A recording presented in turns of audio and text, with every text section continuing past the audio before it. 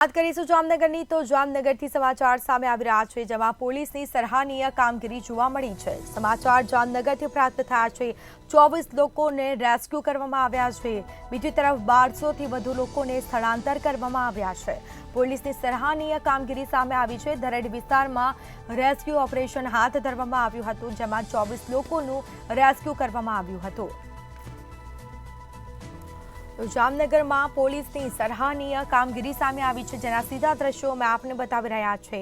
24 લોકોનું રેસ્ક્યુ કરવામાં આવ્યું। 1200થી વધુ લોકોને સ્થળાંતર કરવામાં આવ્યા છે। સુરક્ષિત સ્થળે ખસેડવામાં આવ્યા છે।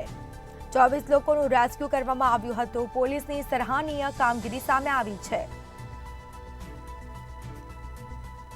તો જામનગરમાં પોલીસની સરાહનીય કામગીરી સામે આવી છે જેમાં 24 લોકોનું રેસ્ક્યુ કરવામાં આવ્યું છે અને સાથે 1200થી વધુ લોકોને સ્થળાંતર કરવામાં આવ્યા છે। પૂર જેવી પરિસ્થિતિ જોવા મળી છે। અવિરત વરસાદને પગલે રેસ્ક્યુની કામગીરી પણ જોવા મળી હતી જેમાં પોલીસની સરાહનીય કામગીરી સામે આવી છે।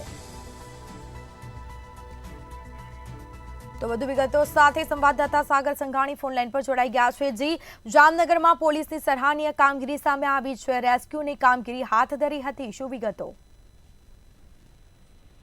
ચોક્કસ વાત કરવામાં આવે જામનગર શહેરની અંદર છેલ્લા જે 2 દિવસથી અંધરાધાર વરસાદ પડી રહ્યો છે। હાલ અત્યાર સુધીનો 15 ઇંચથી સૌથી જે વધુ વરસાદ જામનગરમાં નોંધાયો છે ને હાલ જે પ્રમાણે ગત રાતે અત્યાર સુધી 10 ઇંચ જેટલો વરસાદ નોંધાયો છે તો પોલીસ તંત્ર ની પણ સરાહનીય કામગીરી જે સામે આવતી હોય છે। હાલ જે દરડ વિસ્તારની અંદર જે 24થી વધુ લોકોનું ગંભીર રેસ્ક્યુ કરવામાં આવી રહ્યું છે અને હાલ જે 1200 લોકોનું સ્થળાંતર કરીને તેમના ફૂડ પેકેટની પણ વ્યવસ્થા કરવામાં આવી છે અને હાલ તંત્ર દ્વારા જે લોકોને અપીલ પણ કરવામાં આવે છે નીચાણવાળા વિસ્તારમાં ન જવું અને જે પાણી હોય ત્યાં વિસ્તારમાં પણ ન જવું અને ક્યાંક ને ક્યાંક જે લોકો ફસાતા હોય છે તેવા જે ગંભીર પરિસ્થિતિની અંદર જે પોલીસ તંત્ર નું કામગીરીને રેસ્ક્યુ કરતા હોય છે અને ફાયર બ્રિગેડ NDRF ની ટીમો પણ જે તૈનાત કરવામાં આવી રહી છે।